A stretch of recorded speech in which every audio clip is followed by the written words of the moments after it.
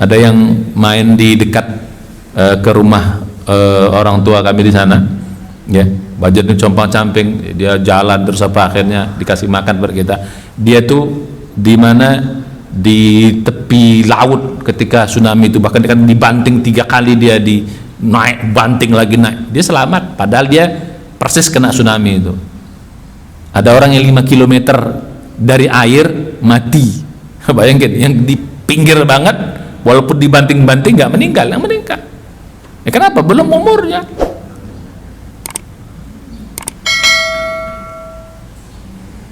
Kemarin ada kita punya teman Pak, dikit kawan teman Pak Edi, teman Bang Caca juga, jantung 2 kali di apa jantungnya. Jaga betul makanannya, nggak merokok lagi, bagus lah, yang itu perintah lah, janganlah merokok ya, jaga betul ininya, kesehatannya. Meninggal itu kenapa? Jatuh, kena ininya robek, darah nggak berhenti, meninggal. Padahal khawatirnya apa? Jantung, meninggalnya jatuh, balanya tek. Terus untung ya sempat mengucapkan la ilaha illallah, orang beriman la ilaha illallah. Terus dia apa, nggak berhenti, bawa ke rumah sakit, meninggal tengah jalan. Jadi meninggalnya gara-gara apa? Kita itu terkejut, orang masih malam minggu masih kita ketemu ngobrol-ngobrol apa, Selasa lewat, sakit apa itu? Terkejut juga, tapi kira kan nggak ada berita apa-apa. Ya begitulah cara Allah. Khawatir jantungnya, lewatnya urusan yang lain. Begitu Pak. Kenapa? Umur enak aja dong beriman tuh gitu, karena sudah Allah tuh melanggar dengan cara Allah, terserah cara Allah gimana. Jadi tugas kita sebagai orang beriman adalah kerjakan perintah, tinggalkan, itu tugas kita. Karena itu yang akan dimintai pertanggungjawaban nanti. La yus'alu amma yaf'al wa hum yus'alun. Allah tidak dimintai pertanggungjawaban atas apa yang Allah tentukan, apa yang Allah lakukan, tapi kitalah yang dimintai pertanggungjawaban. Nah sama kayak tadi, sakit apa perintah sakit? Berobat. Sembuh urusan siapa? Urusan bukan urusan. Kok juga perintahnya apa? Kata Nabi begitu. Kullu da'in dawaun fatadawaw wa la tatadawaw bil haram. Setiap penyakit ada obatnya. Kalau kau sakit, berobatlah. Fatadawaw, tapi wala tatadawaw bil haram. Jangan berobat dengan yang haram. Jadi kita disuruh. Jadi kita berobat ini bukan karena pengen sembuh, tapi karena disuruh. Urusan sembuh. Sehingga kalau nggak sembuh pun nggak ada masalah. Kenapa kok masih berobat juga? Padahal kok kan nggak sembuh, biarnya aku disuruh kok. Perkara sembuh kan urusan Allah. Sama Pak, rezeki itu punya ketentuan siapa? Rezeki itu Allah. Coba logika kita, kalau aku nggak kerja, aku nggak dapat duit. Ada nggak hubungan kerja dengan duit Pak, dengan rezeki? Sebenarnya nggak ada hubungan Pak. Cuman Allah berusaha, itu ujiannya di situ. Dan kalau gitu ngapain kau kerja? Aku kerja karena aku disuruh Allah kerja. Kerja. Urusan rezeki urusan siapa? Dapatnya berapa urusan siapa? Kata Allah, kau kerja cari makan, tapi kerjanya yang ya, itu perintahnya gitu, bekerja yang halal, yang jangan. Karena rezeki urusan Allah. Berapa dapatnya itu Allah yang tentukan sudah. Dapat sedikit kau sabar, dapat banyak perintahnya apa? Kau dapat sedikit sabar, kau dapat banyak perintahnya apa? Bersyukur, selesai. Itu dia kerjakan, itu tugas kita, kerjakan perintah, tinggalkan larangan, lulus. Nah cuman logikanya bagi orang itu makanya Allah tuh bukan kadang-kadang yang memang begitulah. Bagaimana persepsi kalau kita persepsi kalau nggak kerja nggak makan, begitu nggak kerja nggak makan kau. Tapi kalau kita yakin ya Allah rezeki dari engkau. Karena kadang kerja A nggak ada masalah, ya sudah begitu dikasih. Kerja B, orang perintah aja kok. Kerja C, A, B, C tentu semuanya. Terbuka D, terbuka E, bisa begitu Pak. Mampu nggak Allah berrezeki tanpa harus kita kerja? Mampu nggak? Oh banyak kali mampunya. Wa ka'ayyim min dabbatin la tahmilu rizqaha Allahu yarzuquha wa iyyakum wa huwas samiul alim. Tuh, banyak binatang-binatang yang melata di muka bumi yang nggak mampu dia mencari rezekinya. Allah yarzuqhu, Allah yang kasih makan dia. Cacing, Pak, nggak SD, nggak SMP, nggak apa, dia mau jadi kadang jalannya pun makan, rezekinya Allah yang tanggung. Kenapa harus takut kau kalau begitu? Jadi perintahnya apa? Bekerja. Urusan rezeki urusan Allah. Makanya kerjanya disuruh apa? Yang halal. Karena perintahnya gitu. Yang halal. Kalau nggak halal jangan. Makanya kadang-kadang orang tuh, Ustadz saya kan usaha kan disuruh Allah. Allah tuh nyuruh usaha yang halal, bukan yang nggak halal. Copet rezekinya dari siapa, Pak? Dari Allah. Tukang beca rezekinya dari siapa? Dari Allah juga. Padahal nyopet itu, Pak, kalau dia nggak nyopet, rezekinya dapat juga dia. Makanya bagi orang beriman itu, dalam hadis dikatakan apa? Kalau kita tinggalkan yang haram itu, kita dapat dalam keadaan halal. Jadi koruptor tuh, Pak, kalau dia nggak koruptor, dapat dia rezeki segitu. Kan itu udah jatah dia, ditentukan oleh Allah. Terserah kau mau ngambil cara mana. Jadi rezeki itu udah ada segini. Mau ngambil mana? Mengambil haram dapat, ngambil dengan cara halal pun dapat juga. Dan nggak akan habis, nggak akan mati kita sebelum itu habis. Makanya nggak usah khawatir. Jadi Pak Edi kalau belum dapat sedikit perut nggak apa-apa, itu umur masih panjang, tenang aja. Justru jangan ambil semuanya sekarang. Mau dikasih semua sekarang, habis itu mati besok, mau nggak? Mau nggak Pak dikasih sekarang semuanya, mati habis itu besok? Ya sudah, ya udah nggak apa-apa segini, ya Allah aman. Jangan lapang hati itu. Maka tugas kita kerjakan apa yang diperintahkan. Makanya nggak usah nanya-nanya, Ustadz, kalau semua orang ditentukan takdirnya nanti, kalau gitu ngapain kita kerja? Ya kerja karena kau disuruh, ya sudah. Urusan takdirnya, urusan Allah, bukan urusan kamu. Mulai sekarang gitu, Pak. Kerjakan apa perintah, tinggalkan apa yang larang. Apa? Ini kerjakan perintah. Itulah. Jadi kita dituntut atas apa yang kita kerjakan. Kalau kita kerjakan perintah dapat nilai, kita tinggalkan larang dapat nilai. Urusan ketentuan itu Allah yang menentukannya, bukan urusan kita. Tapi yakinlah pasti Allah akan memberikan yang terbaik bagi kita. Insya Allah lulus semuanya. Ini cara main tadik itu gitu, Pak. Apa saja. Jadi mau bekerja, ya Allah, aku kerja ini bukan pengen aku dapat rezeki, tapi karena kau suruh aku sudah. Berapa kau kasih terserah ya Allah, berarti itu jatah aku. Nggak usah maksa-maksa, karena itu yang terbaik. Justru kalau maksa malah nggak baik nanti. Bisa begitu, Pak. Walaupun nanti kita pada pelajaran dulu kita udah bilang ada namanya takdir ikhtiari, ada namanya takdir ijbari. Kalau takdir ikhtiari, takdir yang bisa kita usahakan. Takdir ijbari, takdir yang tidak bisa kita usahakan. Surga neraka ikhtiari atau ijbari? Ikhtiari. Makanya suruh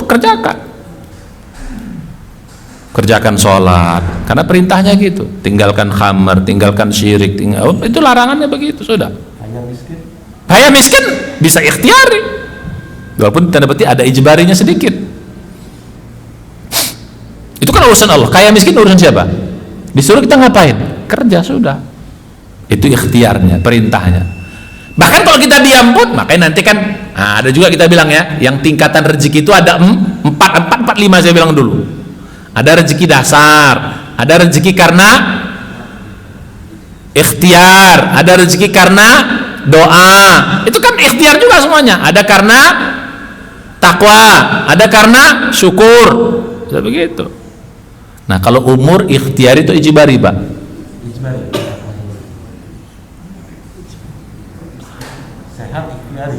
Sehat ikhtiari.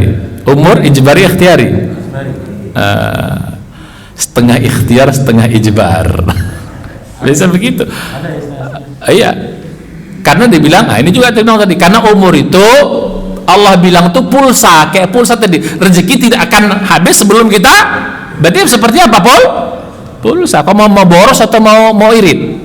Kalau mau irit, hidup sehat. Kalau mau boros, duduk di rel kereta api siang bolong. Duduk, Pak, di situ, Pak. Mati nggak kira-kira lo tabar kita mati? Ustaz, aku kalau nggak takdirnya nggak mati, silahkan aja duduk, nggak percaya. Tes aja. Ada mau tes nggak? Karena Allah juga punya adendum. Kalau orang badannya hancur, badannya hancur, berarti apa? Allah berkuasa menghidupkan orang yang badannya hancur? Allah berkuasa menghidupkan orang yang badannya hancur, kepalanya hancur? Berkuasa. Tapi Allah kehendaknya enggak? Orang badannya mati. Ya sudah, kau aku kasih pulsa banyak, kau habiskan dalam waktu 1 hari. Pilih mana, Pak? Nah, itu juga bagian dari ketentuan Allah juga. Makanya yang ayat kita bahas dari surat 35 ayat 11 tuh, ya, wala yu'ammaru min mu'ammarin wala yunqasu min umurihi illa fi kitab. Tidak dipanjangkan umur seorang, tidak juga pendek. Berarti ternyata apa? Walaupun ditentukan Allah umur itu sekian, tapi ada adendumnya. Kalau kau lakukan ini bisa panjang umur kau, kalau kau lakukan ini bisa pendek umurmu.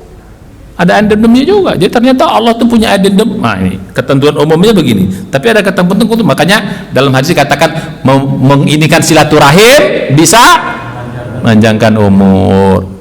Jadi ada ulama-ulama mengatakan itu panjang umur itu dalam konteks quantity, dia bilang, bukan quality. Ya, rajin ibadah. Dalam hadis juga dikatakan gitu. Tidak ada yang bisa mengubah takdir kecuali doa. Kan ada adendumnya. Kata tadi kan takdir, tapi apa? La yuradul qada'u illa doa. Nggak ada yang bisa mengubah takdir kecuali doa. Ternyata ada adendumnya. Ketentuan itu pasti berlaku. Ternyata apa? Ada adendum tambahan. Apa? Kalau kau doa kau dikabul, bisa berubah dia, tapi berubah pada kebaikan. Makanya kata menteri, kerjakan perintah. Kalau dipanjangkan alhamdulillah, kalau pendek pun nggak ada masalah. Orang kerjakan perintah, yang dinilai Allah kan usaha kita. Nggak ada orang masuk neraka kau gara-gara sakit jantung, itu nggak ada, Pak. Orang masuk neraka gara-gara apa? Gara-gara tidak beriman dan bikin dosa. Jadi balik, jadi tugas kita apa? Jangan pakai akal tadi, tapi apa? Gunakan iman. Tugas kita kerjakan perintah. Nikah, kalau gini nggak mau nikah, aku nggak harus nikah saja. Nanti kalau nikah anakku gimana, berapa banyak? Urusan Allah berapa banyak anak kau? Mainkan aja pokoknya. Berapa terserah Allah nanti. Nggak usah takut masalah rezeki. Ya tapi pakai otak juga lah. Kalau agak berat dikit jangan anak itu banyak kali kan gitu. Kan dikasih akal. Udah berusaha tapi masih segitu juga, sudah, itu bagian dari ketentuan Allah. Balik kita pada gaji kita yang terakhir. Yang terakhir tugas kita apa? Yang terakhir termasuk perintahnya itu berdoa. Sudah, doa, minta. Ya itu perintah. Kenapa? Doa itu bisa Yesus yang kau ingat. Jadi termasuk perintah itu doa. Kalau udah semua ditentukan, ngapain doa? Karena kau diperintahkan doa. Sudah. Perintahnya kok doa itu perintah. Ud'uni, kata Allah, astajib lakum, kan perintah. Lihat surat 40 ayat 60. Ud'uni astajib lakum. Berdoalah kau. Disuruh Pak kita berdoa. Jadi kalau bahasa kitanya berdoa itu perintah. Begitu kita kerjakan perintah, nilainya apa? Dapat pahala. Jadi nggak usah dikabul, pahala udah pasti. Maka kalau ditanya orang, kenapa kau berdoa? Jawaban kita apa? Kenapa kau berdoa? Jawaban kita apa? Karena kau disuruh. Sudah, berdoa. Hasilnya gimana? Serahkan sama Allah. Pasti yang terbaik nanti. Sehingga nggak dikabulkan pun nggak ada masalah. Kenapa? Aku disuruh doa, aku berdoa. Aku disuruh kerja, aku kerja. Hasilnya gimana? Aku serahkan terus engkau. Nah, itulah nanti namanya tawakal yang kemarin kita bahas. Kalau gitu Pak, enak hidup ini Pak. Yang kedua, berdoalah. Nggak apa-apa. Ya Allah, ajukan proposal. Ya Allah, aku pengen meninggalnya di Mekah. Tapi di Mekahnya lagi ibadah, jangan di Mekah doang, repot. Nanti lagi nyopet di Mekah juga, bahaya.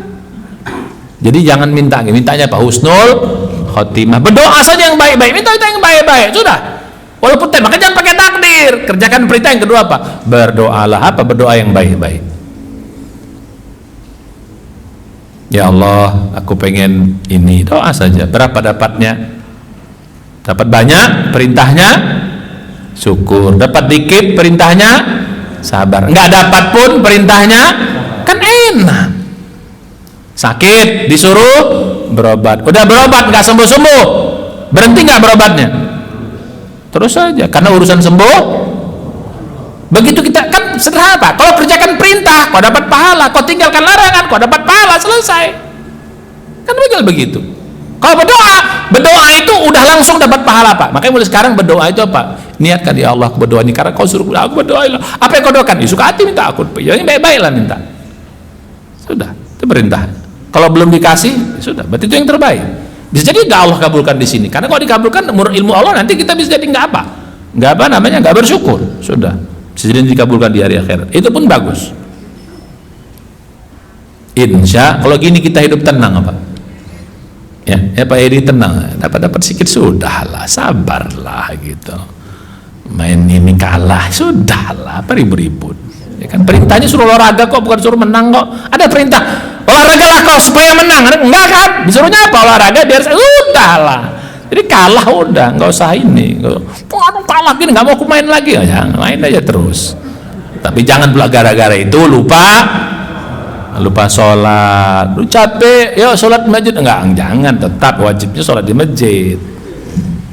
Insya Allah. Nah saya kira demikian nih. Kalau gini Pak, hidup tuh enak Pak, lapang selalu.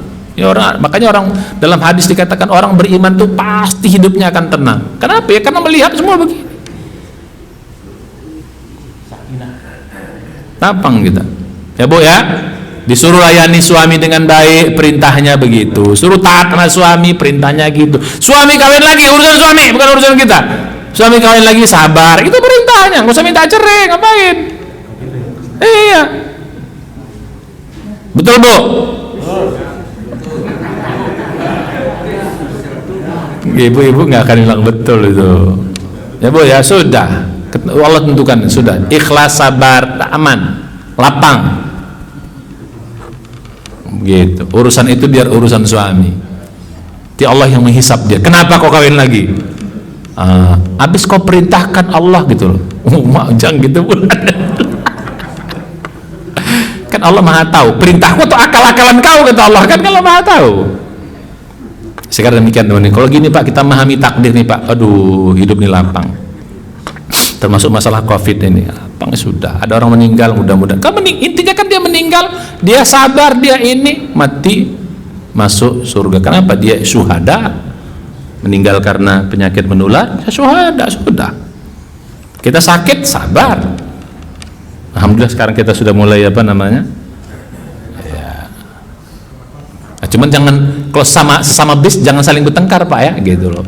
Allah bilang jaga kesehatan, udah. Jadi nggak usah gara-gara pakai masker sama jarang-jarang jangan bertengkar urusan itu. Dua-dua ada dalil, sudah jangan bertengkar. Sepakat aja mana? Jangan bertengkar. Dalilnya begini, perang dalil kita nanti, jangan nggak usah bertengkar. Ya, tapi ini alhamdulillah begini. Ya, cuman pesan saya gitu loh, apa namanya? Ya pesan saya bukan pesan dia, pesan kita semuanya. Ya kalau sudah begini tetap juga jaga. Jangan sembrono ya, tetap jaga, tetap itu menjaga kesehatan itu kan. Pilih mana Pak? Pilih sakit atau pilih sehat? Maunya sehat. Kalau sakit ya sudah sabar saja, nggak ada masalah. Toh sakit juga bisa ibadah, sehat juga bisa ibadah. Insyaallah kita serahkan sama Allah. Ya jangan bertengkar urusan yang begituan. Saya kira demikian, mudah-mudahan bermanfaat ya. Insyaallah ini menjadi pelajaran kita, baru kita ke depan kita belajar lanjutan. Ya, jadi tadi tugas kita apa? Dua. Pertama apa? Kerjakan perintah, tinggalkan larangan. Yang kedua, teruslah dikabulkan, alhamdulillah. Tidak dikabulkan, sabar. Nggak usah sombong kalau dikabulkan. Bukan karena kau hebat. Itu aku hebat kali, doaku terus dikabulkan. Enggak, karena ketentuannya gitu. Kalau nggak gitu, nggak dapat juga kau.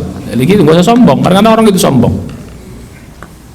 Nah, demikian insyaallah hati kita lapang dan menjadi amal soleh kita. Mudah-mudahan ini menjadi pelajaran kita semuanya. Mudah-mudahan kita semua selalu dibimbing, dijaga oleh Allah Subhanahu wa taala hingga akhir kita dipanggil dengan husnul khatimah. Amin.